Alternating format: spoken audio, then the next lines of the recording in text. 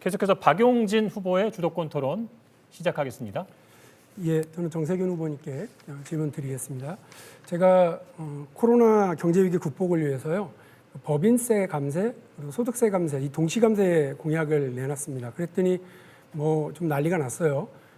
아니, 진보주의자 박용진이, 그리고 민주당 후보들 중에서 가장 어떻게 보면 왼편에 서 있다고 생각했는 박용진이 감세가 웬 말이냐. 그리고 우리 정세균 후보께서도 지난번에 그런 말씀을 한번 주신 적이 있습니다. 그런데 실제로 김대중 대통령 시절에도 감세, 법인세 감세가 있었고요. 또 노무현 대통령은 법인세 감세가 공약이었습니다. 그리고 실제로 그 감세를 하신 적도 있습니다. 문재인 정부 들어서서는 초반에는 증세 정책들을 썼죠. 그렇게 해서 법도 저희가 바꿨습니다. 그런데 최근에 발표한 그 이제 세법 개정안을 보면 법인세도 그리고 소득세도 일정하게 감세하는, 그래서 박용진이 주장하고 있는 코로나 경제 대책 방향으로 같이 움직이고 있다는 말씀을 드립니다. 증세든 감세든 경제 정책의 한 수단인 거 아니냐라고 하는 말씀을 제가 전에도 드렸는데, 혹시 정세균 후보님 이제 오해는 좀 풀리셨는가 해서요.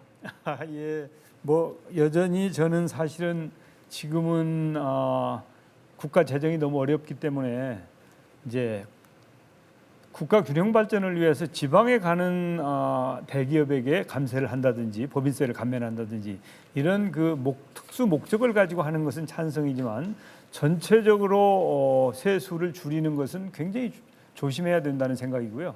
과거에 김대중 대통령 때나 노무현 대통령 시절에 감세를 했던 것은 그 당시에 세계적인 조류가 신자유주의 시대였기 때문에 서로 이 경쟁을 하고 있었고, 우리는 IMF나 이런 쪽의 그 요구에 의해서 감세를 하지 않을 수 없어서 한 거예요. 근데 지금하고 그때하고는 좀 다르다. 노무현 대통령 시절은 IMF의 얘기를 들을 때는 아니었고요.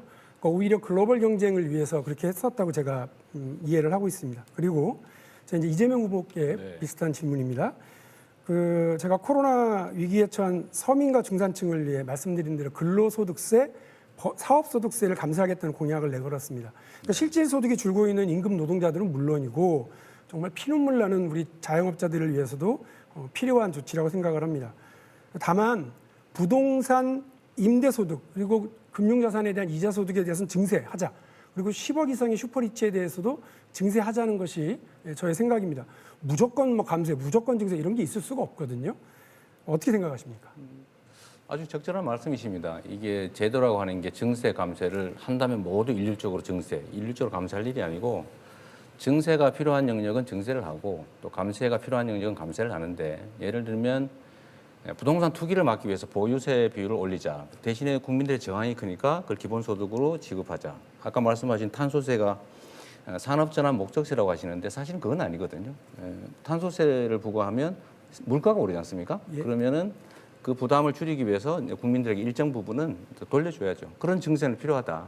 네. 네, 지금 제가 감세 정책 관련해서 여쭤봤고요. 증세 관련해서 제가 또 말씀을 드릴 텐데, 다음은 이낙연 후보님께 질문드리겠습니다. 저는 아시겠습니다만 국부펀드를 통해서 나라도 부자로 국민도 부자로 만들겠다. 그리고 국민자산 5억 성공시대를 열겠다.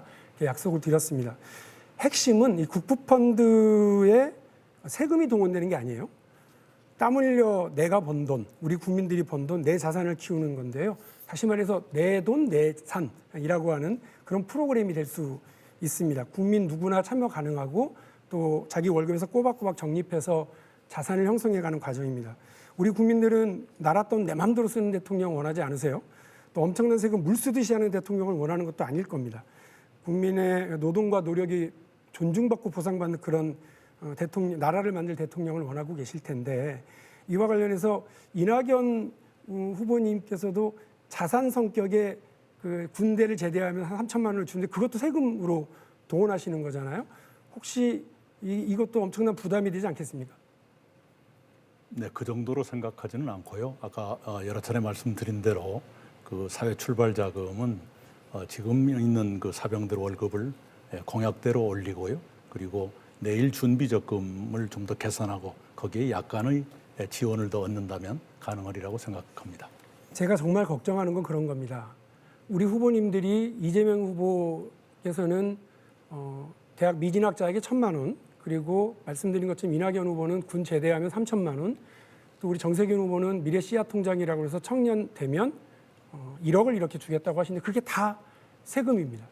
근데 이렇게 하다 보면 그야말로 나랏돈 물쓰듯 하는 대회, 세금 물쓰듯 하는 대회 나가면 이 세 분이 아마 금, 은, 동을 휩쓰실 거라고 생각이 됩니다. 근데 이 중에 가장 압도적인 금메달 누구냐? 저는 이재명 후보라고 생각을 합니다. 기본소득 공약을 위해서 무려 임기 내 120조를 눈 하나 깜짝하지 않고 쓰겠다고 얘기를 하셨습니다. 엄청난 세금 동원 정책이고요.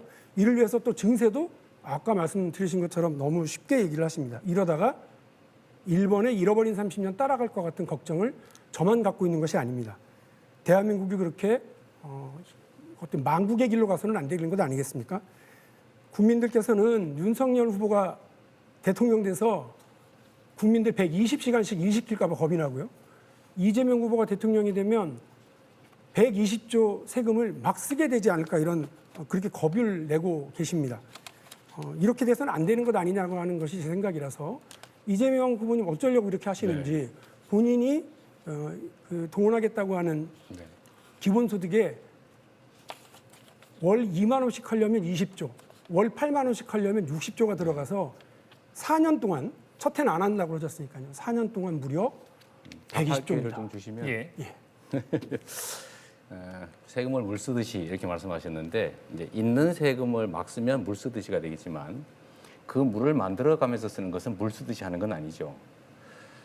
저는 기본소득을 이제 마중물로 맛배기로는 이제 일반 회계로 하겠지만 국민들이 동의를 하는 전제하에 아까 말씀드렸던 탄소세 우리 반드시 해야 됩니다.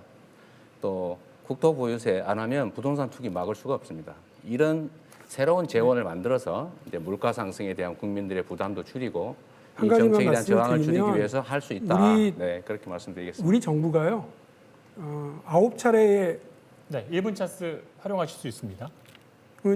저 다 마치고 나서 1분 찬스는 따로 쓰겠습니다. 예. 자, 그럼 박영준 후보 주도권 토론 마치도록 하겠고요.